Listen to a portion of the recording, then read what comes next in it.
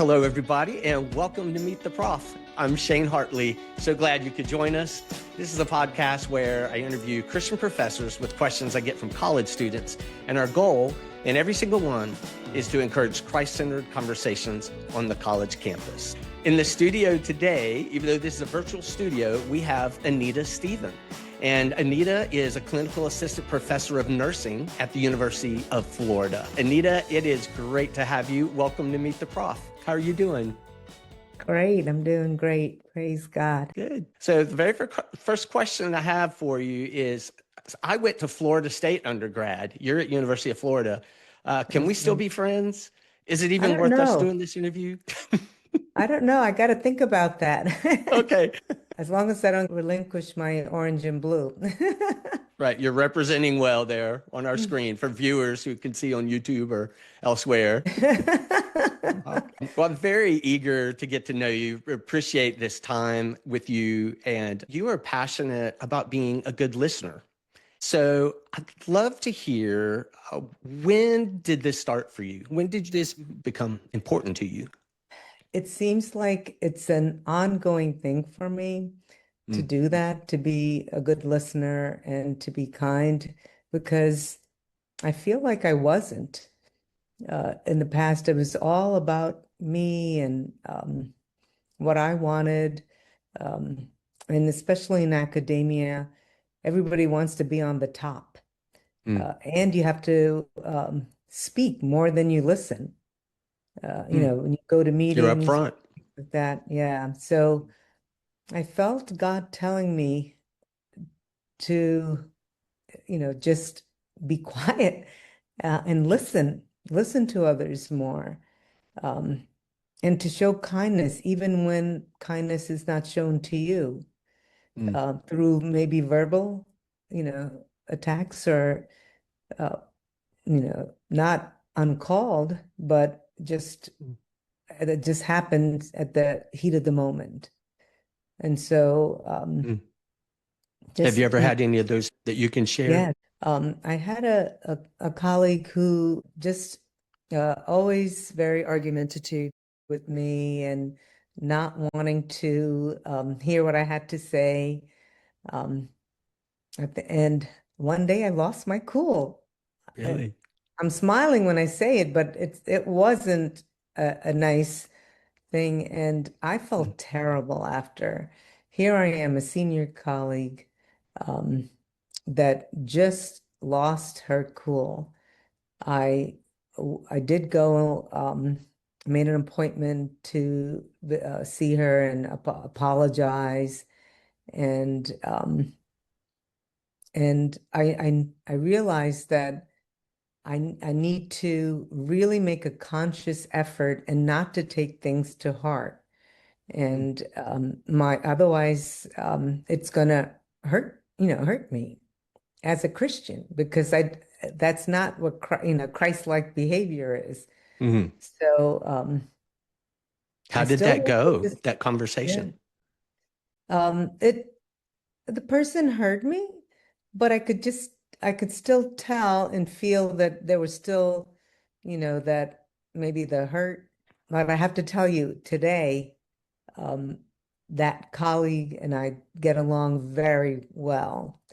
That's great. Yeah, it was something I prayed about. I prayed for the colleague. There's still times where this colleague might say things, but I just listen, smile, nod, and kind of rephrase something. So it's really kind of taken a hold of me, not to make that behavior come out again. I don't know if it will, but I'm going to try really hard not to do that. How common is it in your department, or you think in other departments, for one faculty member to apologize to another faculty member? I don't know. I haven't seen personally. There is incivility that occurs. Haven't seen too many, apologies. I just know because of my, occurrence that I'm sharing. But Mm. There's something People, very humbling yeah, it to is have to humbling. apologize. It's we're in a academia is, everybody wants to be right. Everybody wants to Mm. look intelligent. Okay. So, and it becomes a back and forth argument, or instead of a agree to disagree type of, Okay. it takes it to heart. People take it to heart. I've seen it in my other colleagues, and um, it's something you really have to work hard at. I feel like you really have to work hard at this. Hmm. Do you Yeah. think it's less in nursing and you're in a field where everyone is committed to caring for others? Do you think you have the same amount of arguments and disagreements as other Yes, fields? definitely. Hmm. Definitely. Yeah, you would think nursing, the caring profession, um, but uh, we're all human beings, Okay. and people sometimes push people's buttons, and I realize that for me, um, I need to, you know, even in the Bible, it says to overlook an offense is a great quality. I want Hmm. to be able to emulate that. Hmm. Yeah, another verse that comes to mind is where love covers over a multitude of sins. And Yes. you're really talking about a goal of loving those in our department or just loving anyone in our life that we Hmm. could cover over some things that's really helpful. Well, so you've already mentioned a couple Bible verses, so I know you're comfortable with me asking you some spiritual things. And Yeah, I knew you were a Christian anyways, being on Meet the Prof, having your testimony on meettheprof.com. I would love to ask about the part of your testimony that involved you being raised in the church and being involved in a church, fairly involved, it sounded like, while still being a non-believer. And then coming to a turning point in 1992, you said, where your pastor, sat with you and explained that you weren't understanding some of the things of the Bible because you don't know the author personally. So I would imagine that some faculty or even students who would read your testimony might think, how can you be in the church and involved in the church and call yourself in at that point a non-Christian? Aren't the two synonymous? Like, what's the difference between being involved in a church and being a Christian? Can you explain that? sure. It's like a routine job almost. You go do it, and then you get out of it, and then you do something else.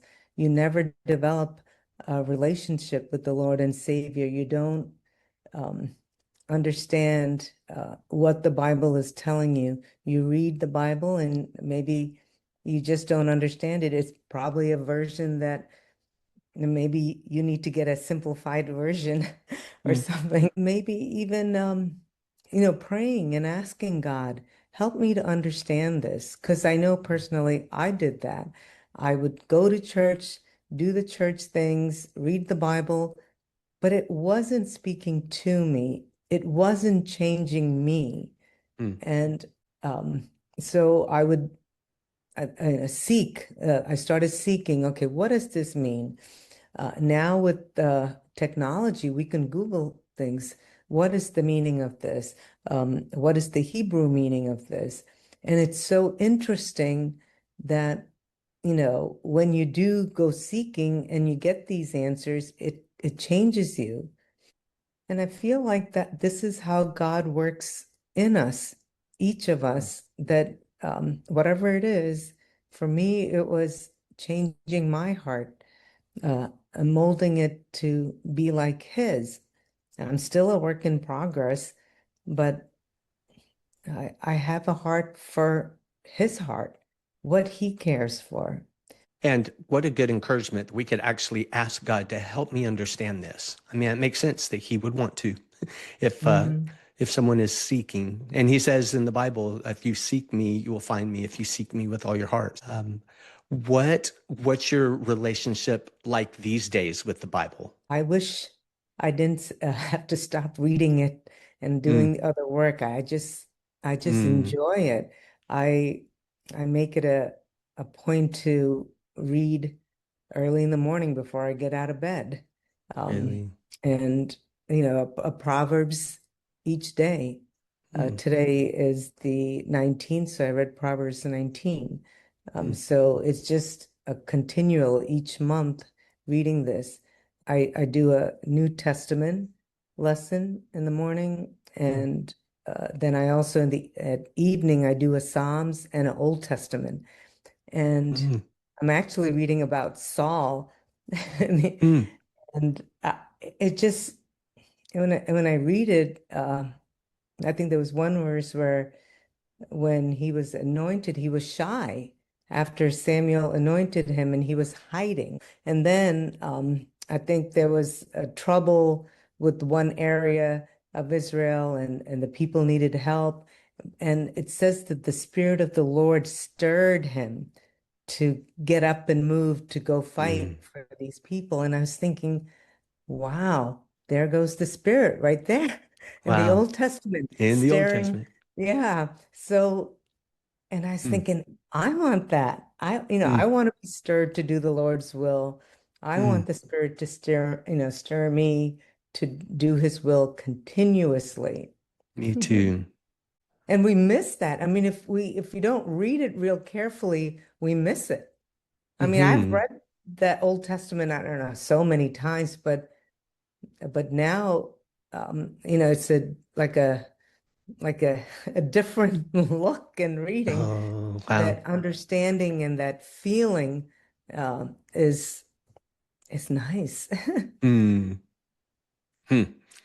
Well, even though you wish you could just always read the Bible, I think the world is glad that you don't just stay in your bed all the time reading the Bible in the morning. So you are getting up and living out the Bible too. Yeah.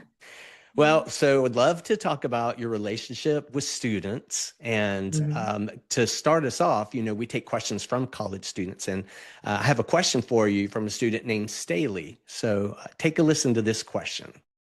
Hi, my name is Staley Temple, and I'm a senior psychology major at UNCW. And with being a psychology major, I'm exposed to a lot of different individuals on the LGBTQ plus community. So I was wondering have you ever faced any adversity with students finding out about your faith and being involved in the LGBTQ plus community? If that's ever impacted the dynamic of your teaching, or if they've ever expressed discomfort in that, and wondering how to navigate that. Thank you. Thank you, Staley, for your question. That is a wonderful question and one that needs to be asked.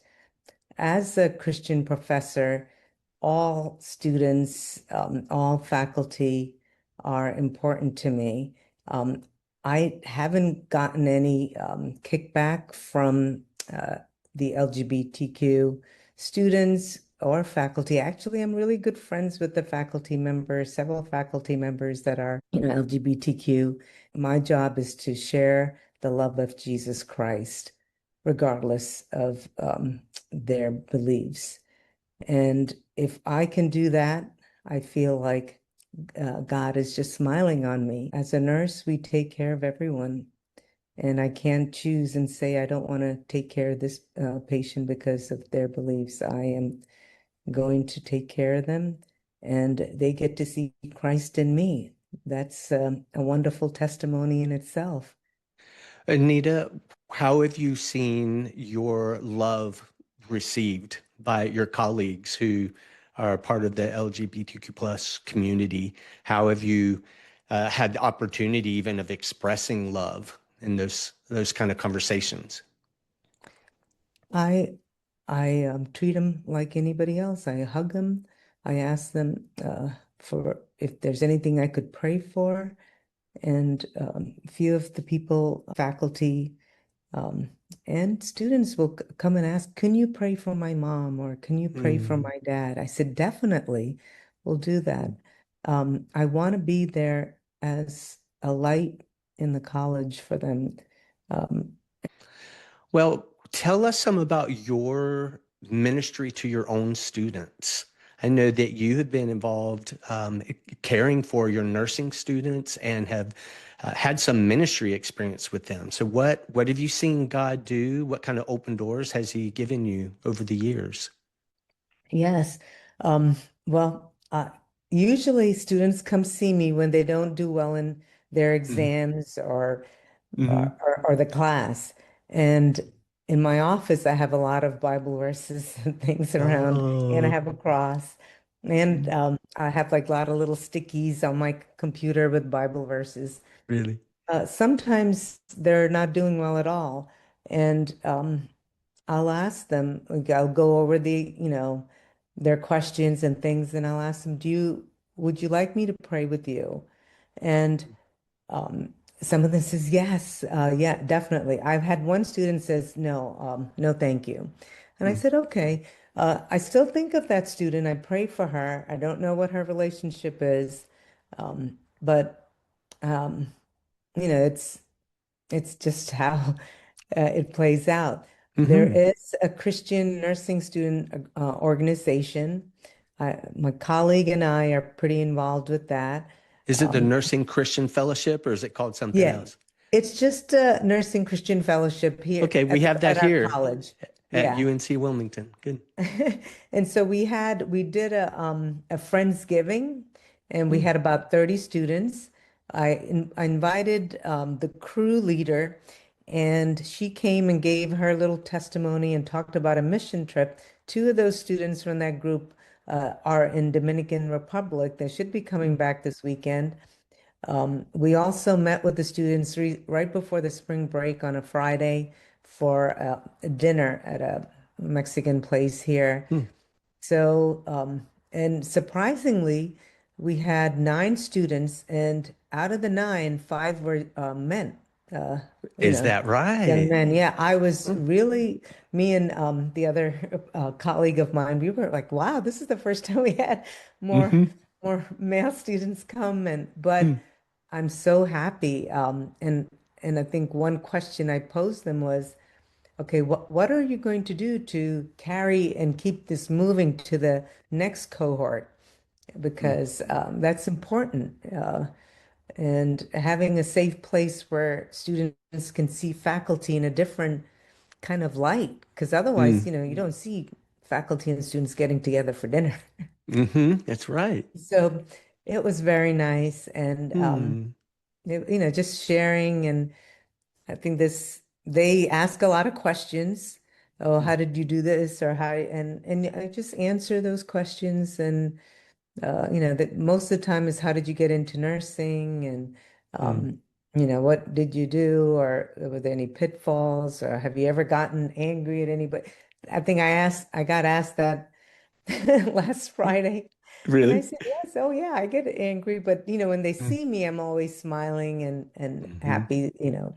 I said, yeah, I do get angry, but I have to really step back. I said there's a space between the stimulus and response, so I have to take care of that little space. Mm-hmm. Well, if any of them listen to this interview at the beginning, you were talking about in the past that you've made progress in this area. So that's really good. Yes. Well, so when was the time that you got a glimpse of how God was working in the life of a student, or specifically maybe a time where you got a glimpse of God using you in the life of a student? Um, couple of times as an educator, students have come to my office to ask me to pray, especially when they were having a tough exams. So I Mm. would come and I said, sure, yeah. So they would come, they would bring their friends, Mm. some not even Christians, and here we are praying for their exam that Mm. they get clarity.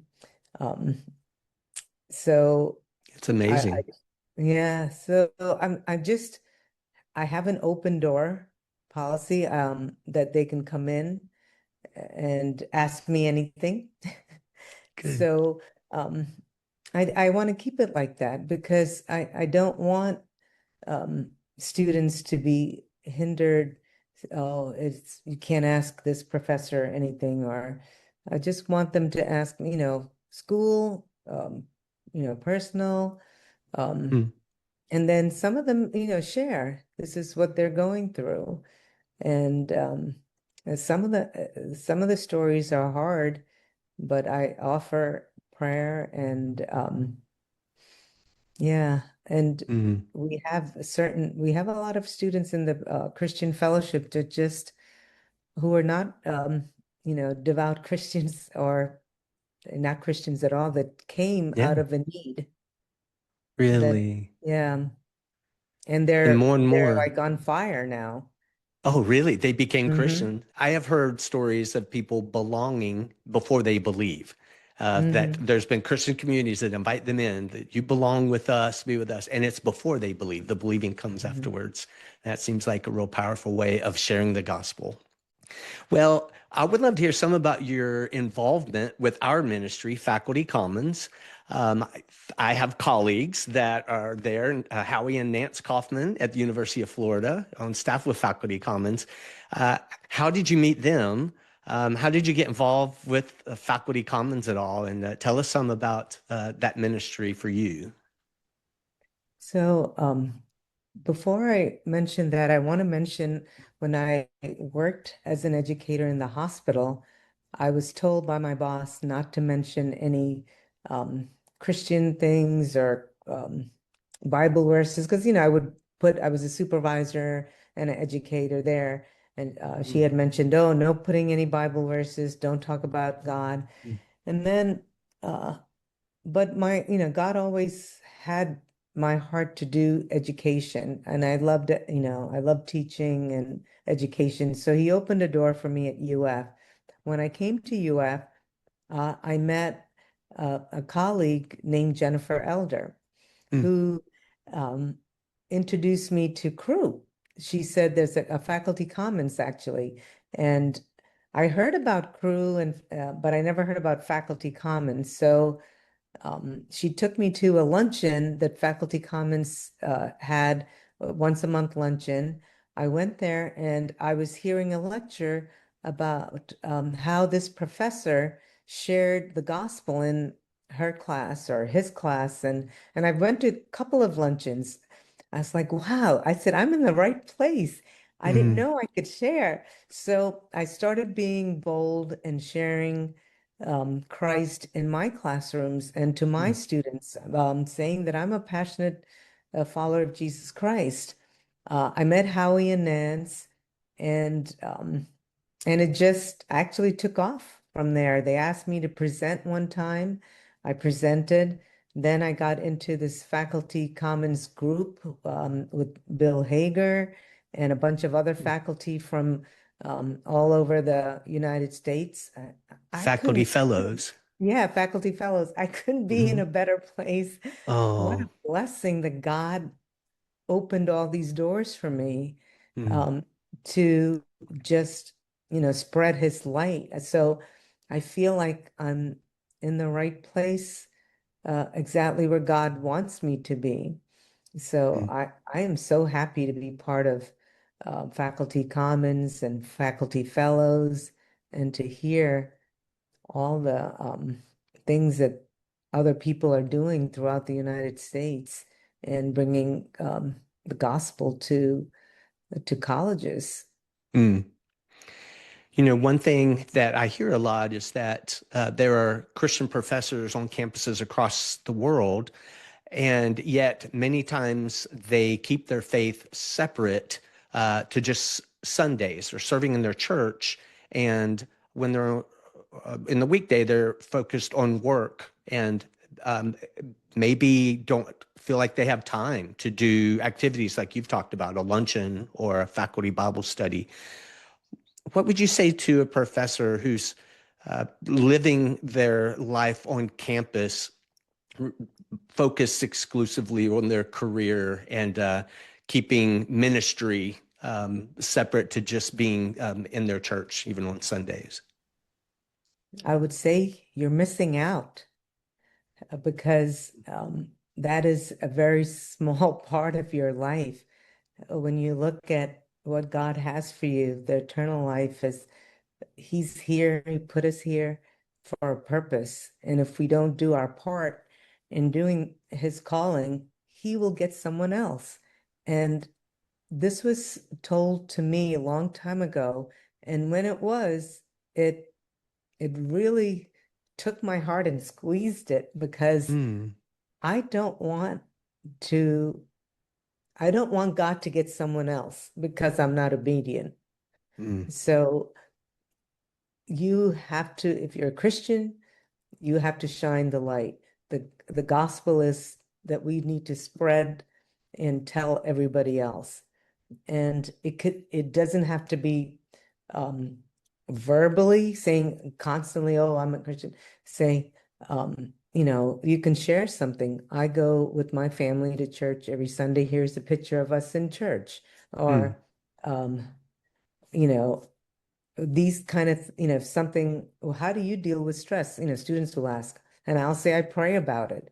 And mm, I tell them Philippians 4:6, be not anxious about anything, but by prayer. And I have these Bible verses that I memorize. mm, I'm trying to memorize Bible verses that I'll mm-hmm. be able to pop up and maybe help somebody. Definitely. Yeah. All right, so I'm going to put you on the spot. Like, what's one of the verses that you have memorized that mean a lot to you? Oh, I love Philippians 4:6 that I talked about. I can Philippians 4:13.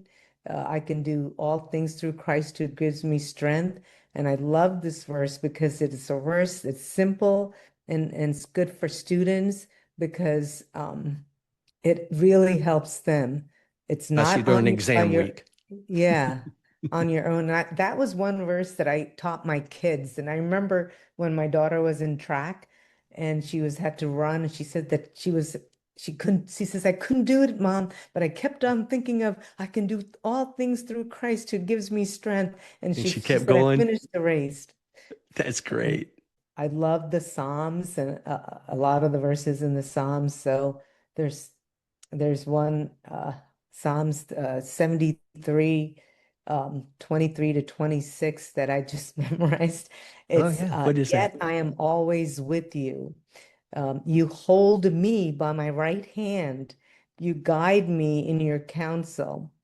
And who have I in heaven but you?